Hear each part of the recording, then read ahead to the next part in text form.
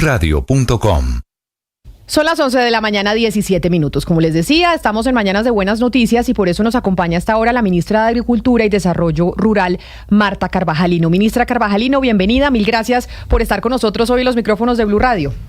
Camila, muy buenos días, gracias por recibirnos y por hablar de un tema tan importante como este, que es el futuro del sector agropecuario y este buen presente que estamos pasando. Ministra, son varios temas los que quiero hablar con usted, pero empecemos por lo que yo mencionaba antes de la pausa y es el crecimiento de las exportaciones no mineras en Colombia. Y entre esas exportaciones no mineras que están creciendo en nuestro país se destaca mucho el agro, el cacao, las flores, el café, el banano. Cuéntenos qué es lo que más está creciendo de exportaciones y por qué, es decir, ¿cuál ha sido la estrategia que hay detrás? ¿De verdad es una política que estamos implementando o obedece a que tal vez en África han tenido problemas de sequías, en otras partes del mundo lluvias y por eso nos ha favorecido a nosotros en el agro colombiano?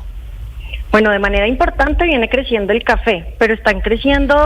cadenas que no teníamos tan en mente como las frutas cítricas, hemos crecido en leguminosas, el aguacate está creciendo, tú has dicho el cacao, que no crece como debería crecer, pero tiene un mercado muy importante, está creciendo. Yo creo y debo afirmar que la política agropecuaria de este gobierno ha permitido recobrar la confianza en el motor de la economía de la agricultura. Hemos puesto al centro de la política pública elementos muy importantes como el financiamiento, como nunca antes este gobierno ha invertido en el sistema de financiamiento agropecuario para poder fortalecer esas inversiones forzosas del sector agropecuario. Hemos puesto recursos importantes en tasa subsidiada, en ICR, pero hemos puesto además recursos muy importantes en garantías agropecuarias que han facilitado la colocación del crédito y con ello las inversiones en la producción agrícola y en la producción pecuaria. Hemos tenido una política para poder atender subsidios en los temas de fertilización. Hemos aportado de manera muy importante con la Federación Nacional de Cafeteros a la fertilización a través del programa FAIA y yo creo que esa política sostenida de estos 2 años en este gobierno le ha permitido al sector agropecuario generar una confianza que ha permitido crecer en área sembrada, crecer en productividad y crecer en volúmenes de exportación y con volúmenes de exportación también en valores, lo que le genera al sector un crecimiento como el que hemos dicho y la posibilidad de decir que en efecto este país puede transitar en el tema energético, en el tema de descarbonización para poner al motor, al centro de la producción y de la economía al sector agropecuario y con ello lograr una transición justa. Ministra, cuando uno habla con los campesinos, no solo en esta época, sino de mucho tiempo atrás, sobre el agro colombiano, sobre el campo, sobre las exportaciones, siempre hay un punto que se pone sobre la mesa y es los problemas de conectividad terrestre que tenemos nosotros en el país. Siempre hay un famoso dicho que es más barato traer una mercancía de China a Colombia que realmente del puerto de Buenaventura a Bogotá, que los fletes son carísimos, que el tema de la infraestructura internamente no nos favorece para podernos desarrollar más en el agro colombiano. ¿Eso cómo lo han manejado y cómo se está trabajando? Que yo sé que tiene que ser un trabajo entre varios ministerios. Así es. Nosotros tenemos, y hay que reconocerlo, un rezago muy importante en todos los componentes del desarrollo rural, no solo vías terciarias y en general infraestructura agrologística, sino en infraestructura para la copia y la transformación, infraestructura que nos permita a nosotros generar valor agregado en nuestra producción agropecuaria y un rezago en el proceso organizativo para la producción. Este gobierno recuperó algo que hace 30 años se pactó en la Ley 160 y es el Sistema Nacional de Desarrollo Rural y de Reforma Agraria, un sistema que espera que de manera conjunta diferentes sectores planeen y organicen el desarrollo rural. Reactivando el Sistema Nacional de Reforma Agraria, 8 subsistemas que están allí con diferentes sectores y entidades, hemos logrado tener una apuesta organizada intersectorial para poder atender esa situación del campo colombiano. Y esa situación implica que hoy tenemos unas apuestas en vías terciarias, donde antes se decía eso es una responsabilidad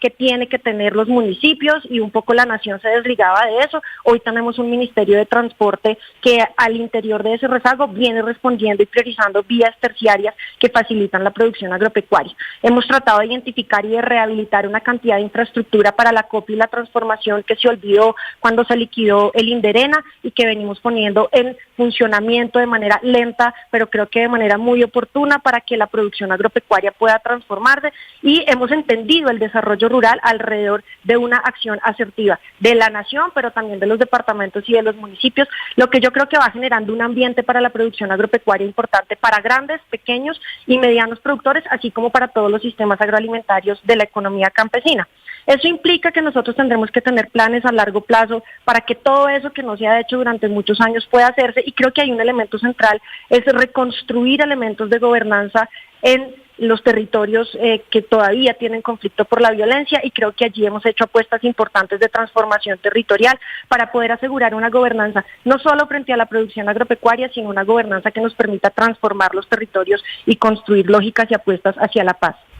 Ministra, sin duda que es una buena noticia que esos productos aumenten sus exportaciones, pero ¿cómo va la búsqueda, que yo sé que toma muchos años, incluso gobiernos, de encadenar esos productos para que no necesariamente se importen todos, sino internamente generar productos propios, productos con valor agregado, que se encadenen con la industria, que al final eso creo que es lo que hace a los países ricos? Sé que es muy difícil, pero esa búsqueda del gobierno para aprovechar este boom de algunos productos, ¿cómo va? Que nos cuente sobre eso. Yo lo propondría en varias fases esta respuesta. La primera tiene que ver con que nuestra producción agrícola también se ha diversificado. Entonces, parte de poder tener hoy más mercados, parte de poder tener mayores volúmenes de exportación y mayor abastecimiento alimentario interno, tiene que ver con que hemos logrado recuperar zonas que antes estaban subutilizadas para la agricultura y vienen fortaleciéndose ciertas cadenas. Yo creo que es muy importante ver el crecimiento que tenemos en frutales y en cítricos, que además son cadenas forestales que pueden relacionarse de muy buena manera con la agricultura, permitiéndonos tener sistemas agroforestales sostenibles que vienen siendo más resistentes a la situación de la variabilidad climática. Esa diversificación en la agricultura nos impone unos retos alrededor de la industrialización, porque no es solo dedicarnos a una cadena donde podemos tener desarrollos importantes, sino que nos implica repensarnos la forma en la que la copia y la transformación se hace en los diferentes territorios del país. Y allí, en efecto, tenemos un reto. Venimos trabajando con el ministro de Industria y Comercio en poder revisar cómo fortalecer esa industria que ya existe, por ejemplo, en el tema lechero, por ejemplo, en el tema arrocero, pero poder crear industria alrededor de esas cadenas que vienen emergiendo y consolidándose, como las que acabo de mencionar. Esto implica que nosotros debemos promover unas lógicas asociativas de nuestros productores, de esas economías campesinas, para poder tener desarrollo en esta infraestructura agropecuaria. Dos líneas hacia ahí, con eso abordo el segundo punto. Uno tiene que ver, como ya lo mencioné, con la rehabilitación de esa infraestructura agropecuaria que se desarrolló en el país hace más de 3 décadas, que estaba consolidada y donde el Estado tenía, digamos, un control importante y permitía regular precios, que permitía fortalecer las lógicas de acopio y con ello las lógicas de oferta y demanda de nuestros productos, pero también una segunda que tiene que ver con fortalecimiento de esos procesos industriales de transformación asociados a cadenas muy importantes. Hoy tenemos unas apuestas ligadas al maíz. Nosotros fundamentalmente importamos maíz, no tenemos, digamos, una producción de maíz que, aunque viene creciendo, no logra sustituir las importaciones, pero tenemos grandes apuestas que implican la relación con los gremios para poder mirarla. Tenemos estamos pensando en procesos agroindustriales relacionados con unos centros agrologísticos de abastecimiento y transformación que nos permitan tener cadenas de frío, que nos permitan tener deshidratación,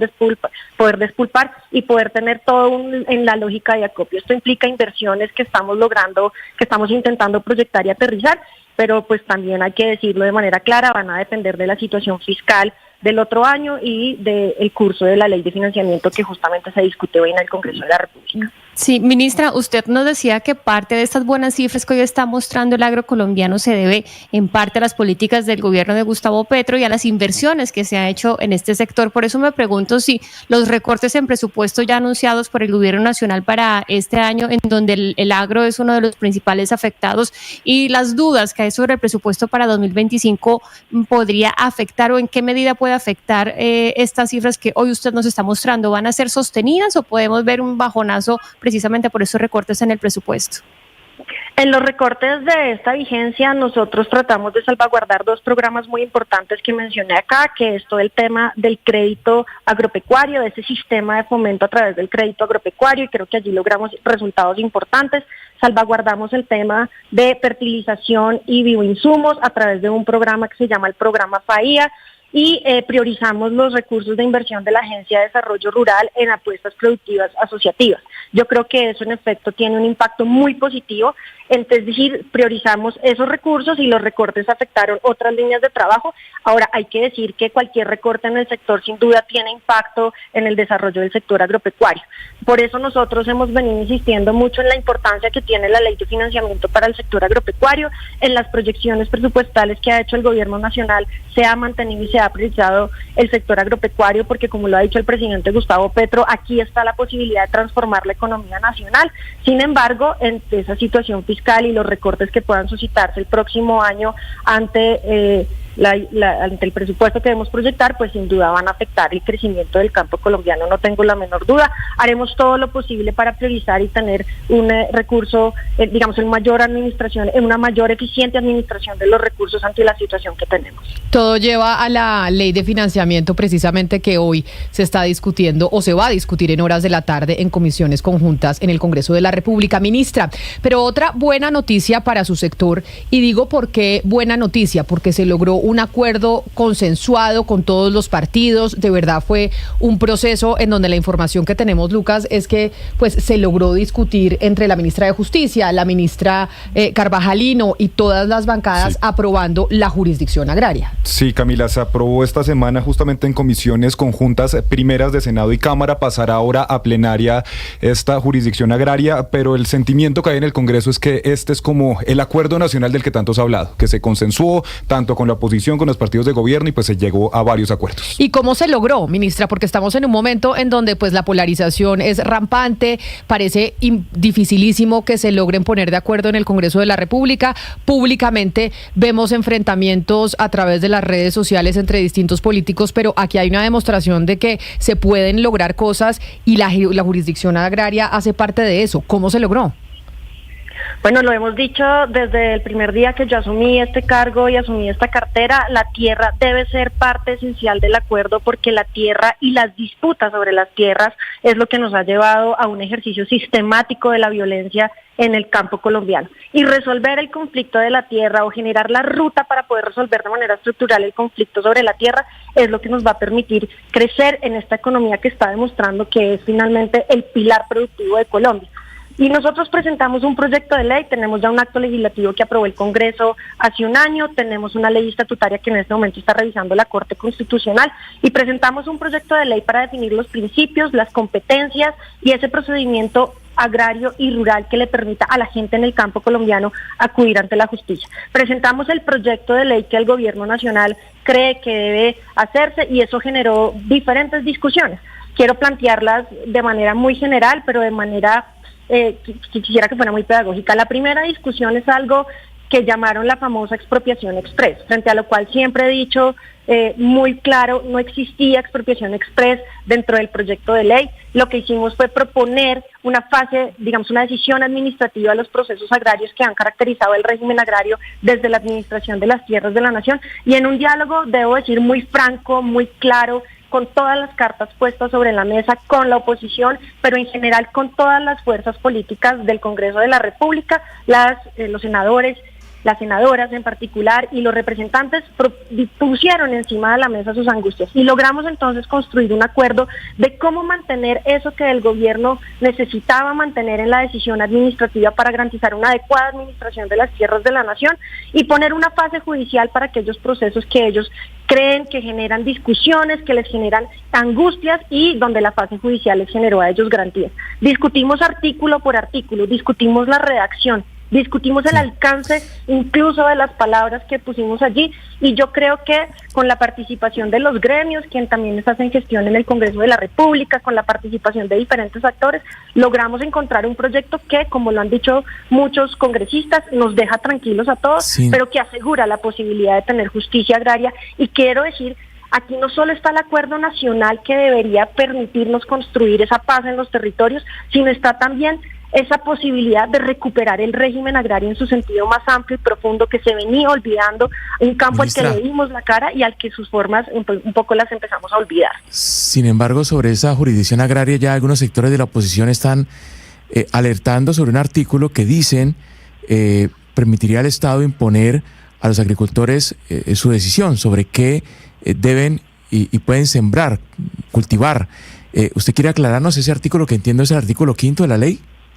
El artículo 5º del proyecto de ley es un artículo que recoge los principios que deben irradiar la operación del sistema judicial agrario y rural. Allí hay principios como el de la protección del más débil en las relaciones de producción agropecuaria, un principio que se aplica en el derecho laboral, que se aplica en el derecho de seguros, que hoy en relación con los asuntos agrarios está en el Código General del Proceso, principios como el de la prohibición de fraccionamiento para poder mantener la capacidad productiva en un término de proyección y de facultad para poder mantener desde la decisión judicial la capacidad e integridad productiva de los predios, está el enfoque de género, está el enfoque de sostenibilidad ambiental, y creo que allí uno debería decir, no hay ningún principio que hoy no esté referenciado a principios constitucionales o legales que ya estén dentro del ordenamiento jurídico, el principio de protección de la propiedad privada de conformidad con su función social y ecológica. Yo creo que puedo decir con absoluta tranquilidad, no hay ningún elemento allí, porque además están formulados en lógica de principios como una norma que optimiza la operación judicial,